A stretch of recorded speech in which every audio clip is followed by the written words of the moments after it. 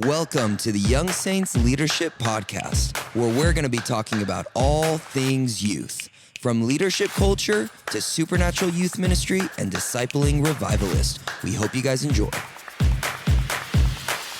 Hello, hello. Hello. Hi, guys. We're back. And by back, I mean me, Rory.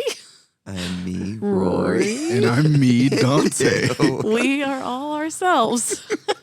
So weird. Sorry. Anyway, we Glad have y'all are a joining fun us. time for you. We have some amazing things happening in our world. For example, I just had a lovely, lovely junior high girls only squad. If you don't know what that is our small groups for junior high, and then our high school version is houses. But we love it. I had one at my house, and probably like 8 to 10 girls were at my house, and we, you know, all the awkward vibes a little bit. Like, hi, So sweet. I'm so nervous to be here, but I'm I don't know here. where to put my arms. Yes, we played fishbowl, so and only 2 knew what that was. Which, if you're from around here in Bethel, fishbowl is so standard. common, so common. Yes. So I was kind of blown away that only 2 had done that. You But- kind of like, you know, and we had some welcome chats. them into the Bethel culture I that did. way. I'm raising them right, so they're ready. You know, they were a little nervous in front of all their friends acting out apple, which I'm like, come on, I gave apple as an easy one. You're Wait, how do fine. you act out an apple? You bite it? Oh, I was trying to be an apple. I was literally thinking, I'm like, hanging on the what? tree. Come. I'm round and red. Well, you can't even talk. Yeah. I would literally try My and first be an thought apple. was, I was like, how do you act out apple? Do you and you make a worm come out. Like, Oh my gosh, you guys! No, you just eat the apple, The next time we play fishbowl, I am putting apple in fishbowl. and you have to write "be an apple." Absolutely. be an apple. I- Yes. That is Anyway, so it was funny. fun. Okay, guys, we had a good time. That's all I was saying. All I see in my brain is just trying to be an apple And tree or an guys, apple. you know me, I can get pretty competitive, and there was this one moment where I was like, "Come on, like let's go." Stop. And I was like, these are junior high girls. They're so nervous. Be kind. And so I had to like shut down that competition in me. you Yeah, know? if you don't know, Mari's very competitive. So competitive. She loves to win, and she'll do whatever it takes. I really love to win if it's beating Rory most. That is not true all That the is- time. no, Because it's she true. loves it. If somebody she loves is on the court, say a basketball team or player, she's literally screaming at the refs. I'm not embarrassed. It's not a good time. I'm so nervous for my children as they get older. into We just sports. pray they don't play sports. I'm like, oh my God. Because you're my not going to wife- do that in a dance recital. You're not going to be like, Exactly. come on, coach. Exactly. So they need to do like dance or other things that are, you know, are Gymnastics. gymnastics, not quite the basketball, soccer where Mari's yelling at a ref. Yeah. Yeah, that'd be terrifying. I do a lot of trash talk So for sporting much. events. So much. Anyway, Okay. let's get on topic. Yes. You know who talks a lot of trash?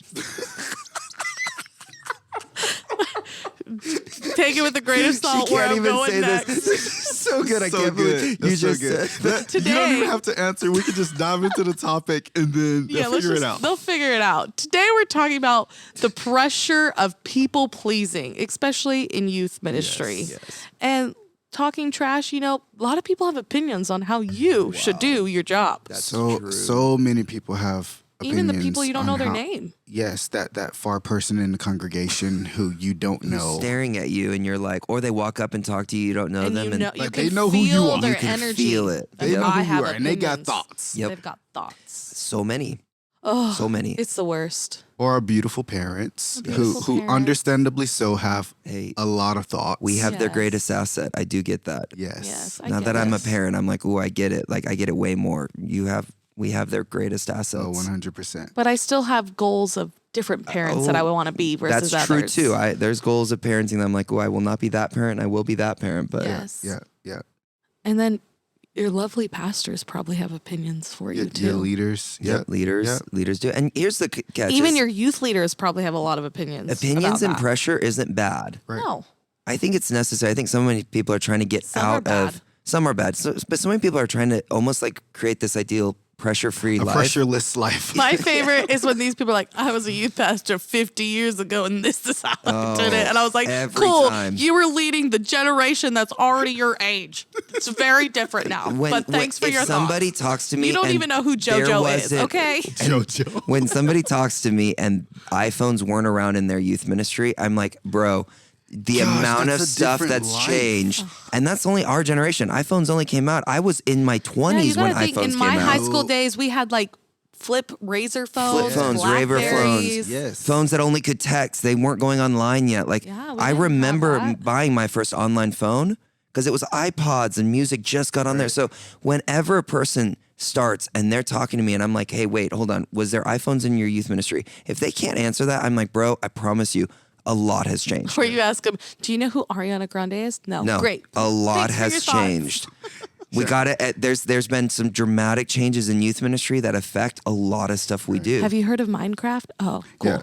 Keep walking. Side note, Chantel's dad is Canadian, and he said Ariana Grande. Ariana. Stop. Because Canadians say that. Now, here's what I will say, though. I want to back up. I will say this, though. There are some people that have a lot of good wisdom and knowledge in youth ministry, so that 100%. they've done youth ministry for years and they've done it. So we're not talking about people that like is giving wisdom and really good gold nuggets that help you. Yes. Because there are people that have been in youth ministry before the iPhone. I'm just kidding with that. But before the iPhone, that honestly have some amazing thoughts on how to reach kids. Yes. I think what we're more trying to hit today, just so we're all on the same page. And if you're a youth pastor, you'll catch it. Yeah. If you're not a youth pastor, you might go, I don't understand this. So I want to clarify for those listeners that maybe are like, I've never had a parent approach me. There are people that can have some really strong opinions based on one thing they've done or based on one student of theirs. Yeah. And they can make it feel like, man, my kid is the most important kid in the youth ministry, and this is what you need to do to change the entire youth ministry to meet my kid. Or this is the thing we did 25 years ago that was the most effective thing in this other area. Right. And you have to do this or otherwise you will never be successful. And you feel that like, A lot of pressure. yeah, Pressure. you know pressure's entered when you're like, there's no win-win. Yeah. The moment I don't feel like I can win and you can win in this conversation, I realize something else is added that is not going to help us. Yeah. And I have to be aware of it. Yeah. There's unhealthy pressure that's coming. And I think all three of us, we respond to that kind of pressure different. That pressure of people pleasing. Oh, absolutely. Rory has zero, maybe even negative. If I'm that's in the thing. negative. I'll take it. I am so in the negative. Somebody tells me to do something, I'm like, unless I feel it like from God, no, I'm not going to do it. I can have parents. Like it's hard. Like I have to actually come to I need to listen. And then if there is something there, really lean in. Yeah. And I won't think about it. That's my other problem. See, that's my thing. I won't think about it. I won't do the thing, but then I'll spend the rest of the day thinking about if I should have done the thing.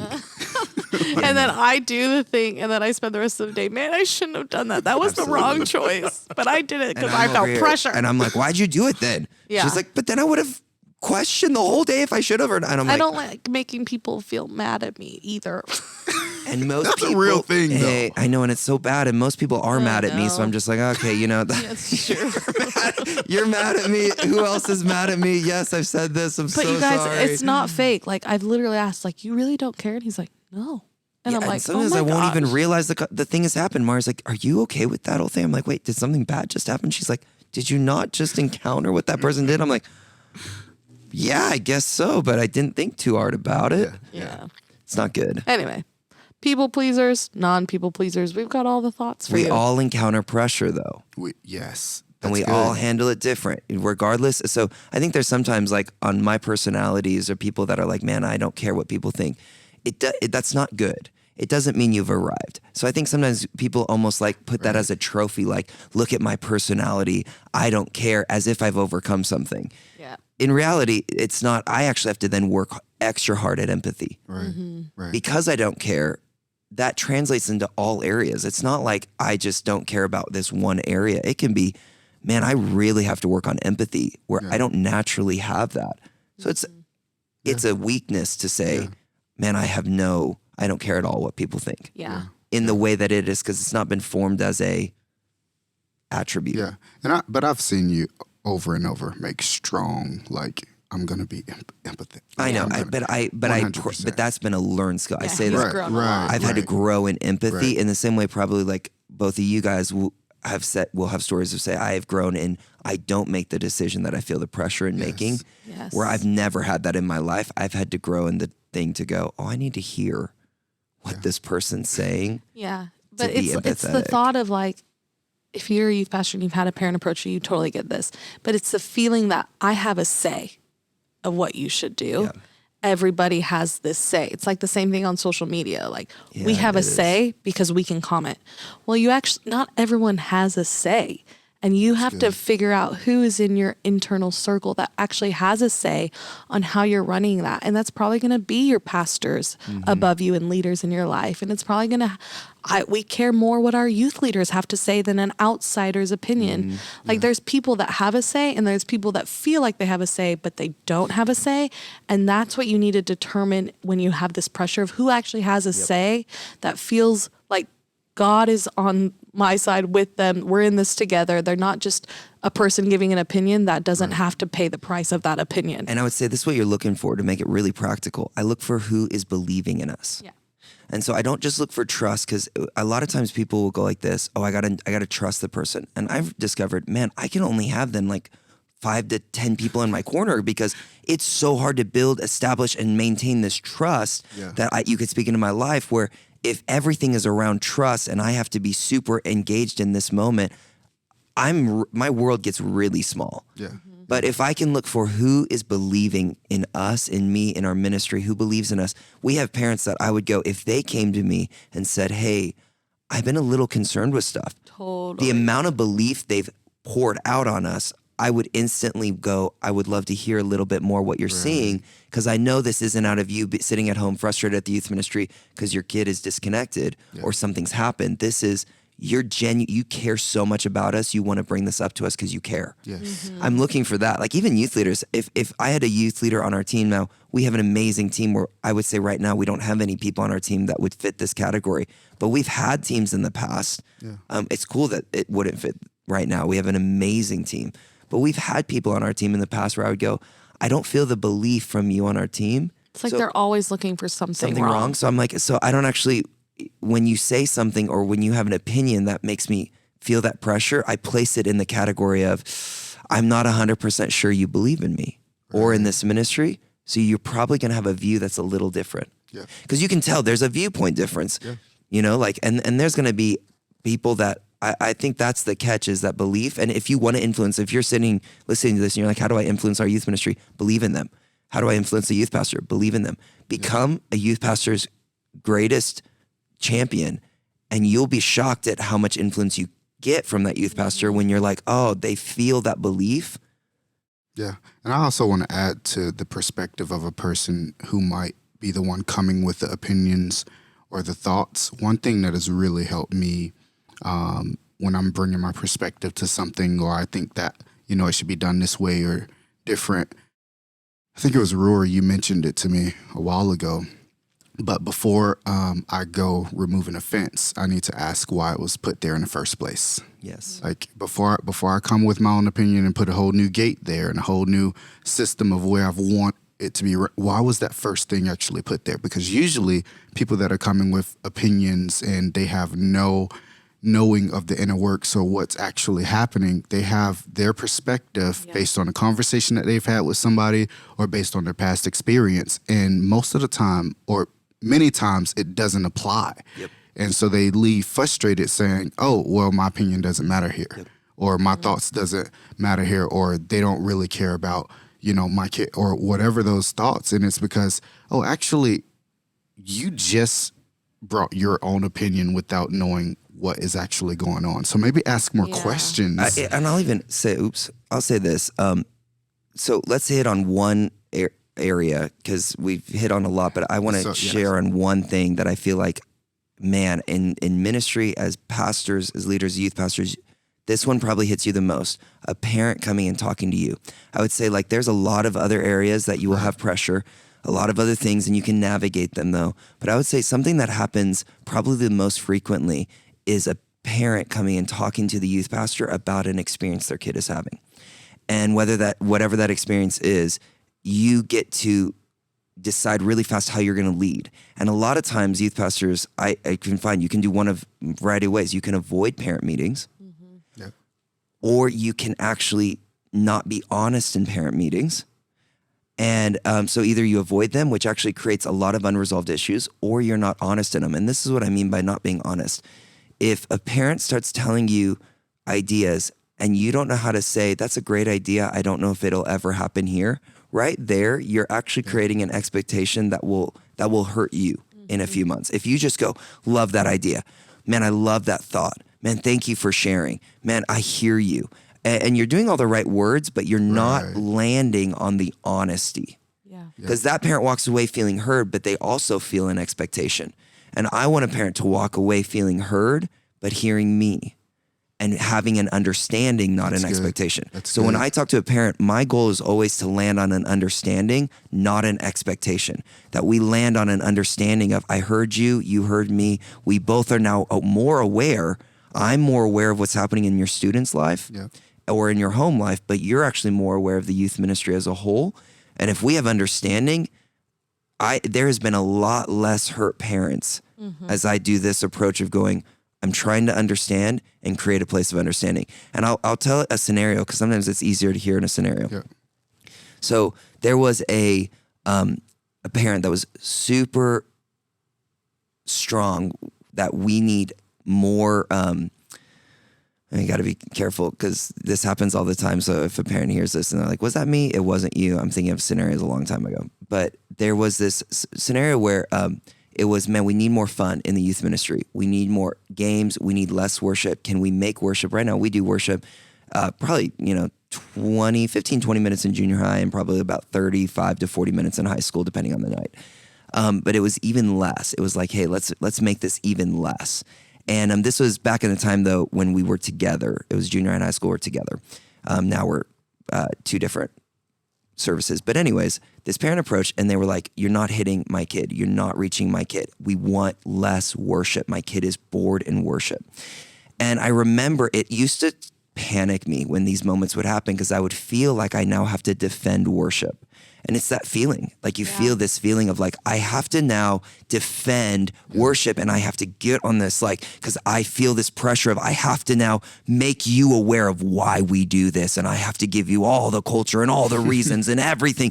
And if I don't, I feel like I'm missing out on our big why, And instead, and I remember this moment where I was practicing this understanding, like I got to learn to understand and to hear, but to get them to see a different side. Yeah. And so I'd listen and I said, man, I totally see that.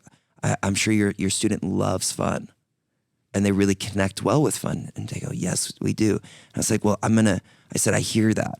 And I love that. And I said, this is why we do pre-service stuff, is to have more fun. I was like, but I want to give you a different perspective. I said, in the same amount of people that talk to me about this, I said, I've had other parents tell me that they wish we never did games in youth. This has happened many times where I've had parents go, can you please cut all games? My kid gets an hour and a half or 2 hours. They want to be all spiritual. Like they don't get this. They want to have worship for an hour or an hour and a half. And I said, in the same amount that you're hitting me with, we want more fun, I'm having other parents tell me to nix games completely. Yeah. And I remember this parent looked at me and they went, I never even thought that there'd be a parent that would think like that. And I said, yeah, not every kid loves fun. Right. Yeah. I said, some kids come and they love worship. And it doesn't mean your kid doesn't love worship. They just love worship. And I said, so it's important. Could mean your kid doesn't love worship. It could, but I'm like, it's important to know there's different parents and different kids. Right. And right there, there's never been a parent that I've had that many times. I've had parents go, why do you let lost people in? And they don't say lost people. They say, why do you let the people in that are vaping in the bathrooms? And I go, well, we have a culture that we really would like kids to get saved here. Yeah. Now, if I have a kid that's vaping in the bathroom that I know that's been here for years and they know our culture, I'm going to talk to them differently. But if I have a brand new kid that started last week and he has no idea what's happening, I'll talk to him, but I'm going to be very different. Yeah. That can mess with parents. And I've had parents pull their kids out of our youth ministry. They're like, this is not a safe place. And I'm like, totally. But do you see why we would do this? And again, it's understanding. Yeah. And I think that has helped me navigate pressure, is to go, can I get to a place of understanding? It doesn't mean we got to we both had it our ways. Yeah. Exactly. And I think our place is pretty safe. We have security that It is is on the safe. bill. It's Yeah. Dante's On the it campus. is. It's true. It's super safe. In the back, in the front, around, and they're We ready have to so- do But it's whatever. true. It's I true. think we have with so many parents- leaders. We have things, but You've I got get to, it, yeah. if you want to remove the pressure, you have to seek to understand. They have to got to. understand you, and you have to understand them. And this isn't conversations with everybody. Like that congregate No. that's in the back that has his 2 Yeah. cents to add in. again, I look for belief. I'm you just not go, having. thanks for your thoughts. Thanks for your thoughts, And you man. keep for your moving. thoughts. I Appreciate don't you. promise anything. I don't say I like anything. I just say thank you for sharing. That's all I say. I never actually give an opinion on what people say that I don't know if it's a But I random also think person. we could feel that pressure if you think your youth group is supposed to be the catch-all for every human being. That's true too. And Where it's you're not going to, we are streams in the body of Christ and we're going to reach different people. And I think you have to remove that pressure of, I have to make sure I'm everything to every single student so that everyone feels, but that's not reality. Like kids are going to find their place in other churches and that's beautiful. Yeah. I love that you say you're looking for that belief because I think that could definitely apply to someone who just comes into a new youth ministry where everybody has an opinion. Yeah. You know, and they're for sure feeling the pressure of like, man, I tell new youth pastors, so there's this thing sometimes where they go and they ask a bunch of questions. They're like, give me feedback. I know that the last place, I know it hasn't been run really great. So give me all the thoughts because I'd love to know what's happening. I actually warn people against that. I'm like, hey, when you do that, you set people up to learn how to engage with you through negative feedback. right. And I'm like, in reality, you're going, what's the goal? What are we trying to accomplish? And what are some pain points? A pain point's different than just give me feedback on what's been happening so I can change it. Right. A pain point is there a specific thing? Oh man. So there's no, say you walk into a new youth group and they go, there's no start time and it's really painful. We never know when we're starting. Great. Let's solve that. That's an easy solve. We can solve a start time. But there is this thing of like, I feel pressure, so I want to get all this information. I'm like, it doesn't help you always. Yeah. Because I'm coming in and I want to show everybody that I'm humble. I'm humble. I want to receive. And I'm you're actually, open. I'm open. I'm open. I And care. actually look for the people that you want in your corner. Yeah. You're not, you don't have to be closed, but you're looking for people. You're going, let me help you. The first 1 or 2 people that are going to come and tell you everything are not going to be the people that you want in your corner. Usually they're not. Yeah. Usually those first 1 or 2 people are like, finally, a fresh person to hear how upset I am. Yeah. What you're looking for is the person that you're like, hey, you've been quiet, you're still serving, but I know you have a perspective. Can you please tell me your perspective? Yeah. Again, it's intentional. You're like, man, you've been showing up. It's the leader that shows up and stays after the first time you're at a youth group and they're just talking to you and you're like, you have a perspective I want to hear. Yeah. It's good. It's great. But I feel like sometimes parents and even us as youth pastors can put the pressure on, I have to save every single person. I feel like that's a main pressure from a parent of, you're my Hail Mary. If you can't get my kid to love God, I I'm don't know. doomed. Yeah. And that is so much pressure on a youth pastor to say like, hey, your kid is so hard in our environment and doesn't listen and is very chaotic and we need him to step out until he can manage himself. rough. And they look at you like you have failed them. And I just want you to remember when you feel that pressure of I have to be all things to all mankind, that's only Jesus's role. He is the savior. You're not the savior of any student. And when Paul talks about being all things, all people, he's saying when you go into a house, you actually then can become something different for that one person. Yeah. It doesn't mean that you create an environment where everything has to be available. Yeah, that's good. And that is something like people use that verse and I'm like, I love when I hear a kid get plugged into another youth ministry in town that was in our youth ministry that wasn't connecting. Because I'm like, thank God they connected somewhere. Yeah. They don't all need to connect here. Yeah. We cannot provide everything for everyone, but I want everyone to be connected in somewhere. Totally. And I think when you have that mindset, you stop this whole competition, comparison, weirdness that happens because you're going, all of us have the same goal, kids connected to God. If they connect anywhere, praise God, they're connecting. Yeah, yeah. Okay, y'all want to hear a funny story where I became all things to all people? Yeah, I would love to hear. This was years ago. I look back on this and I'm like, man, I've come a long way. I'm a youth leader. It's when we were together. And there's a kid that I connected with, I'm not going to say his name, but I saved this number in my phone. But there was also another person whose number I had saved, and it was the same name, so it looked the same. And that person texted me saying, hey, we should hang out. I'm thinking, man, I'm about to hang out with this kid. We're texting, and I'm like, hey, let's go out to a movie. Gonna go to a movie. I didn't have a car. I didn't have a car at the time. I didn't have a car. And I am waiting. I forget where I am, where he's picking me up from. I'm waiting, and a person pulls up, and I'm like, okay, why is this guy just looking at me? And he waves, and I'm like, and it dawns on me, oh my God, this is the other person that isn't a student even. And he thinks that we're supposed to be going to a movie. I thought I was texting another kid that we're supposed. No, I got in the car. you did. He did. I got in the car and I was like, hey man, good to see you. Y'all, we went to that movie theater, watched the whole movie. I died the entire time. I was like, Oh no, I can't not say something. And I was definitely a people pleaser that day, full on. We all have our moments. Yes. So now we just That have the is conversation so like, funny. hey, I'm so sorry that I thought you were someone else. Could you take me home? Yeah. Well, that's it for That is our so funny. episode of the day. And You guys can do it. Don't let the pressure get to Overtake ya. you, seek understanding, but you don't have Yes. to change who you are in the pressure. Yes. You're seeking to understand, but you're not changing who you are. Yes. That's so good. We love you guys. We'll see you next time.